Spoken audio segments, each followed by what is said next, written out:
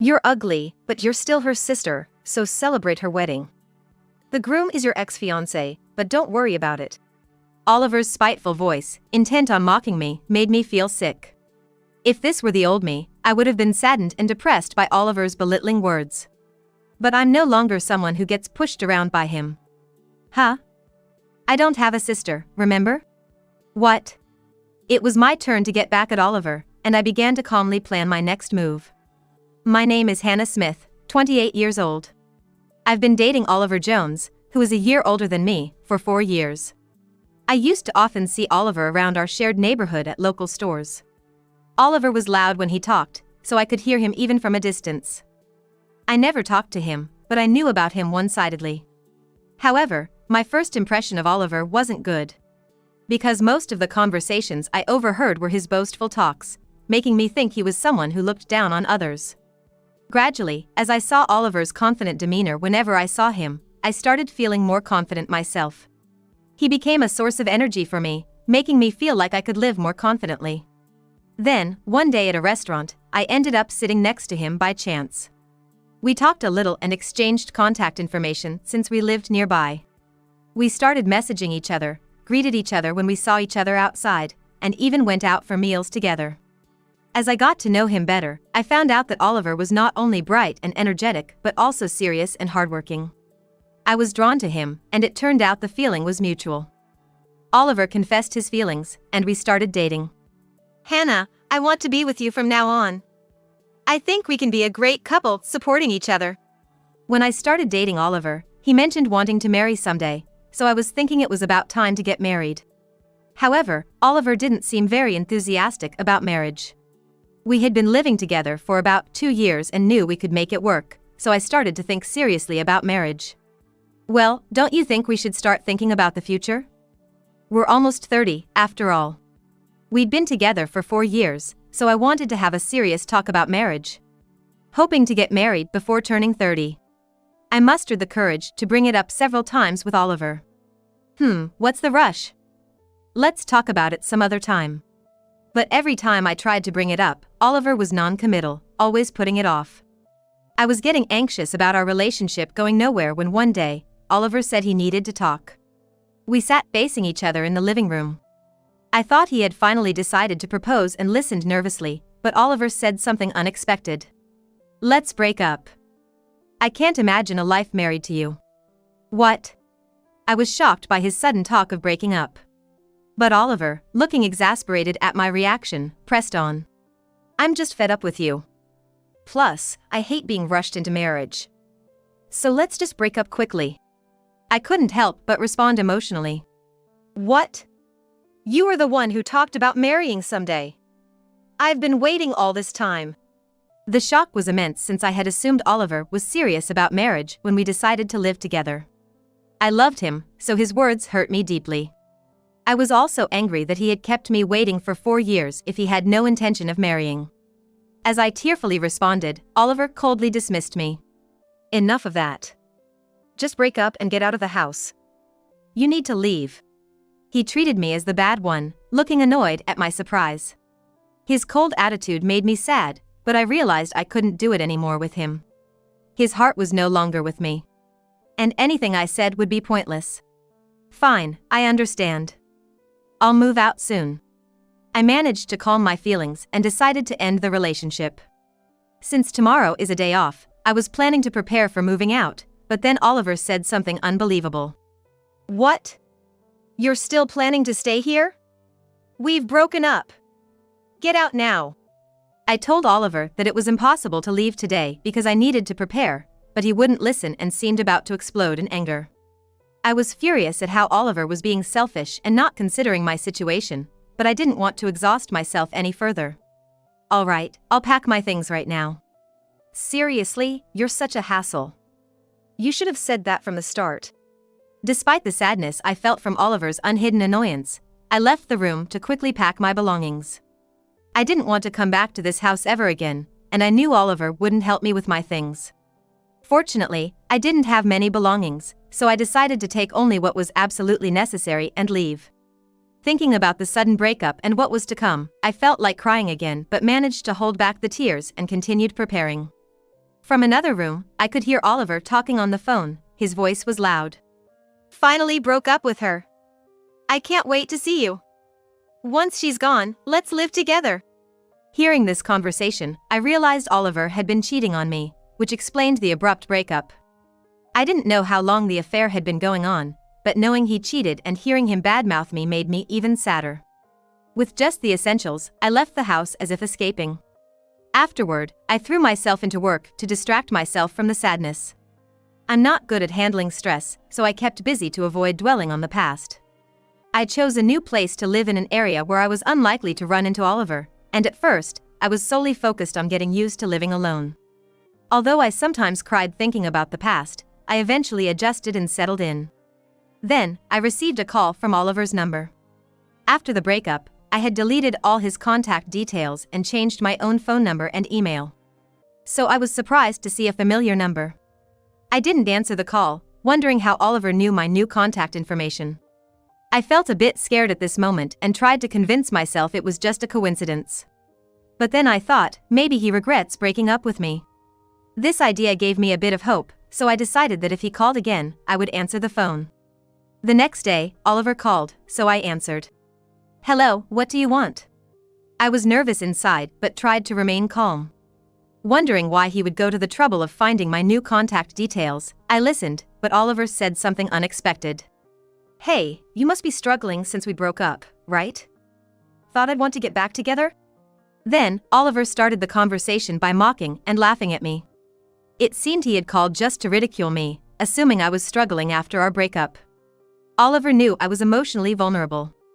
During our relationship, he had always been considerate and supportive. But now he called me to harass me.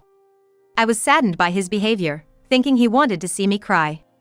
Holding back tears, I said, Is that all? Then I'm hanging up. I refused to let Oliver see me upset and quickly ended the call. Unfortunately, this reopened old wounds, and I cried again. Following this, Oliver started calling more frequently, and when I didn't answer, he began sending emails filled with derogatory remarks about our breakup. I blocked him, but it brought me down. Not only from Oliver, but I also started receiving silent calls from unknown numbers. No matter how many times I blocked them, the calls continued from different numbers. It was creepy and only increased my anxiety. I started feeling paranoid, as if someone was watching me when I was outside. I tried to convince myself it was all in my head, but I couldn't shake off the feeling, and it made me despise myself.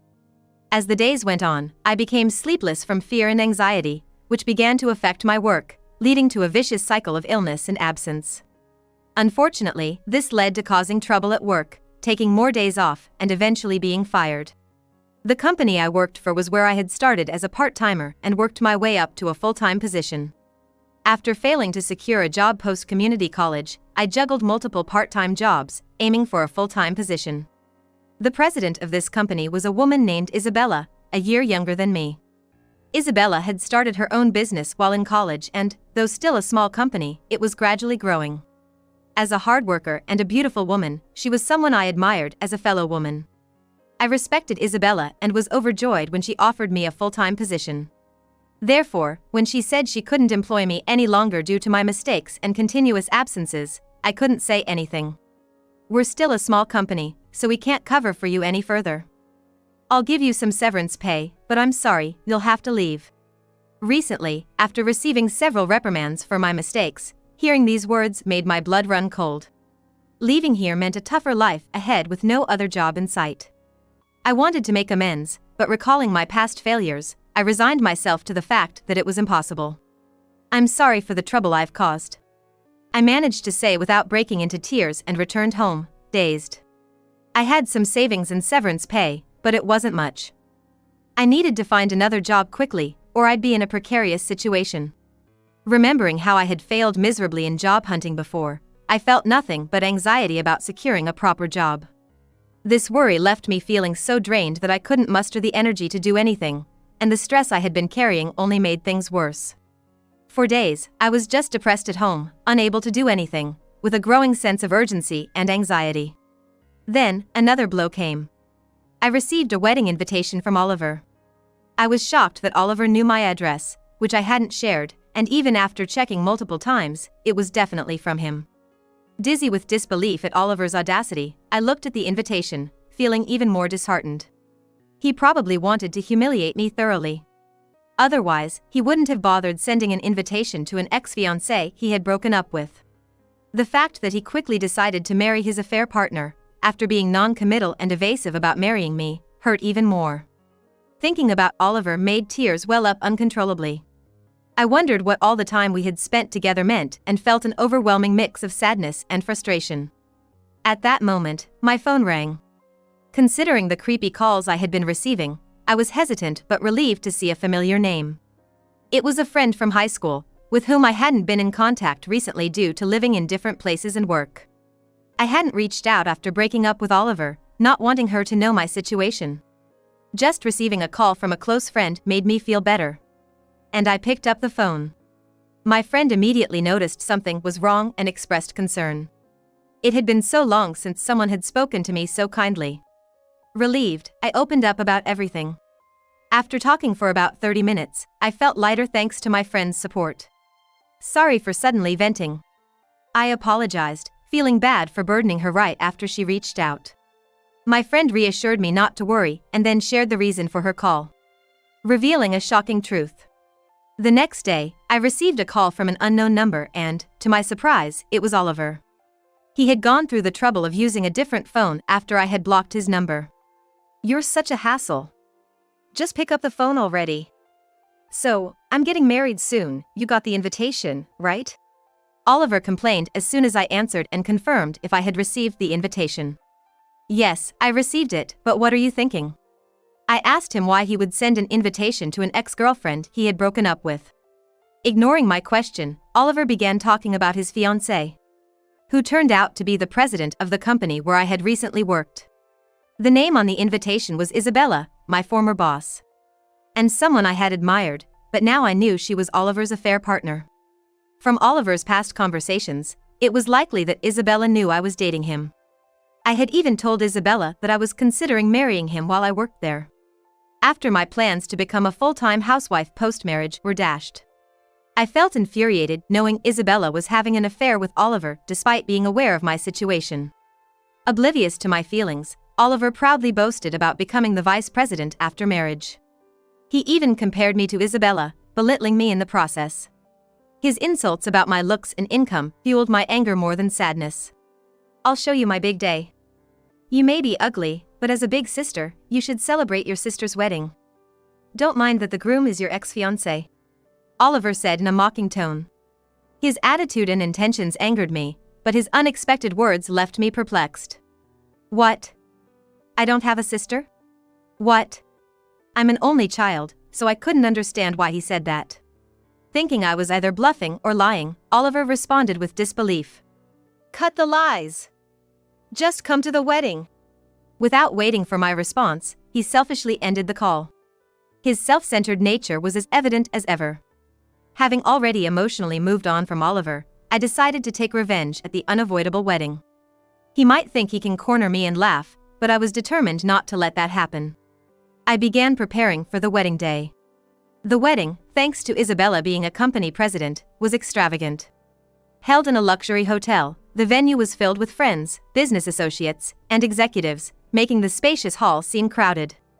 The ceremony had already been conducted privately on another day, and today's gathering seemed primarily for their introduction as a couple. As the newlyweds greeted everyone, a video and photos from their wedding were shown on a screen, and the reception began. The ceremony was splendid, and the food was delicious. Although I planned revenge, I genuinely enjoyed the event. Meanwhile, the bride and groom approached me, smiling. As I opened my mouth to greet them, they started their taunts. "Long time no see. Still looking as gloomy as ever. This place really doesn't suit you," Oliver remarked, blatantly insulting me. Isabella, without reprimanding Oliver, joined in. "I got married first, sorry about that." Knowing my past plans to marry, she seemed to take pride in beating me to it, laughing at me triumphantly. When I learned Isabella was Oliver's affair partner, it all made sense why he knew my contact details and address. I had updated my information at the company, so she must have told Oliver, who then harassed me with silent calls. All the while, Isabella pretended to be concerned about my well-being, secretly mocking me. Oliver probably thought I still harbored feelings for him, which is why he was so eager to contact and harass me. But I never expected them to show such blatant malice at their wedding. Internally, I smirked, finding their overt hostility made my planned revenge easier. Seeing me silent, they continued to ridicule me. "You are a nuisance at work, huh?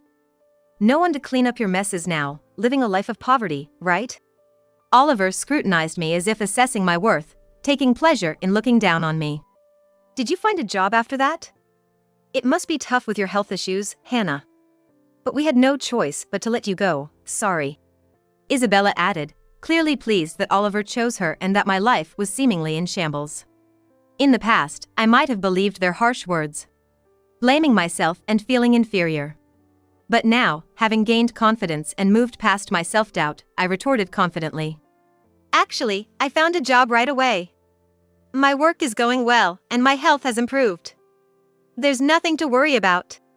Indeed, my job hunt post-resignation was surprisingly successful, unlike my previous experiences.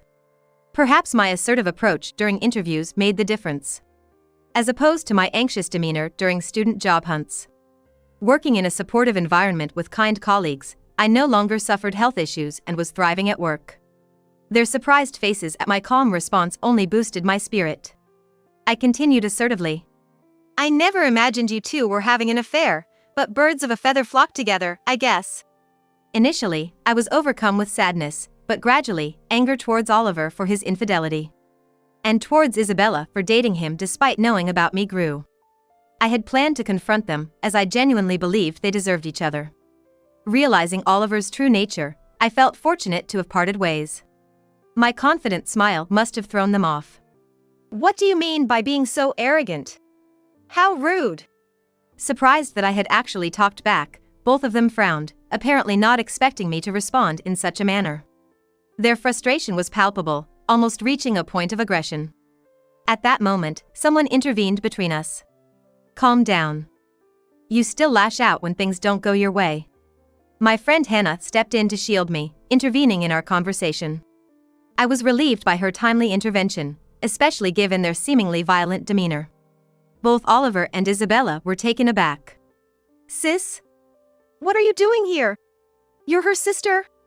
It seemed that Oliver had indeed misunderstood the situation. Indeed, Hannah and I share the same last and first names, though spelled differently. When I first met someone with the same surname in high school, I was surprised to discover we even shared the same first name. Moreover, we both had lost our parents during our middle school years, so we quickly bonded over our shared anxieties and sorrows. Given our similar circumstances, we encouraged each other to persevere. Being of the same age, Oliver mistakenly thought I was Isabella's sister just by hearing my name. While the two were still in shock, I moved to execute the plan Hannah and I had decided over the phone. I connected my smartphone to the projector prepared for the wedding, and started displaying the evidence of the couple's infidelity and misdeeds on the screen, complete with audio, photos, and videos. The shocking content stirred a buzz throughout the venue. "What is this? Harassment at a time like this?"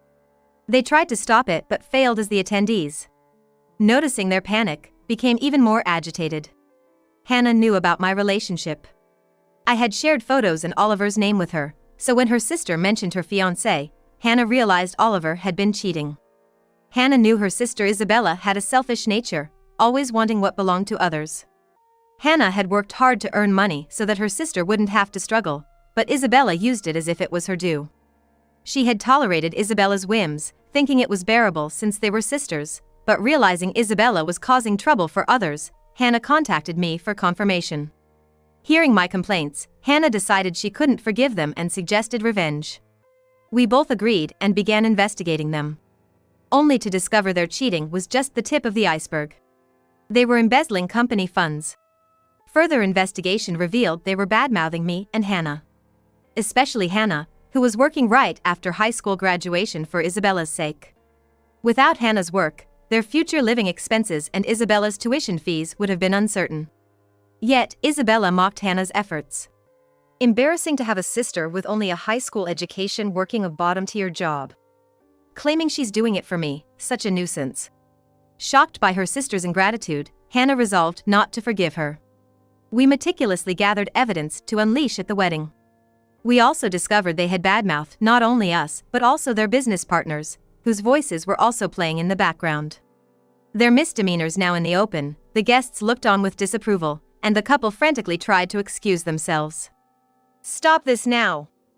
Ruining my wedding like this, what are you thinking? This is my big day, you should be helping me, not this." They protested, but the guests converged on them, forcing them to face the consequences. The wedding then turned into chaos, far from a celebration. Subsequently, the wedding was cancelled, and everyone left, leaving the distraught couple behind. Due to the presence of many guests, the misdeeds of the two became widely known. This led to business partners severing ties, rapidly deteriorating the company's performance. Who would want to associate with individuals guilty of infidelity, embezzlement, and such distasteful behavior? The loss of business was inevitable. Furthermore, an employee exposed detailed evidence of the embezzlement, leading to their arrest. Though their detention was brief, by the time they were released, their company had already collapsed. For the two who loved bragging about their income and titles, and enjoyed spending money, the outcome must be tough. They no longer have any allies, having ridiculed others for so long. They had to pay a hefty cancellation fee for the wedding that was halted midway and are now living in poverty. As for me, I'm currently sharing a room with Hannah and living a happy life. Hannah was worried about how depressed I became after breaking up with Oliver and losing my job. She suggested we live together so she could help me immediately if something happened. Thanks to her, I didn't become pessimistic, and now Hannah and I live together as if we are real sisters, peacefully and amicably. I cherish these tranquil days that I haven't experienced since losing my parents.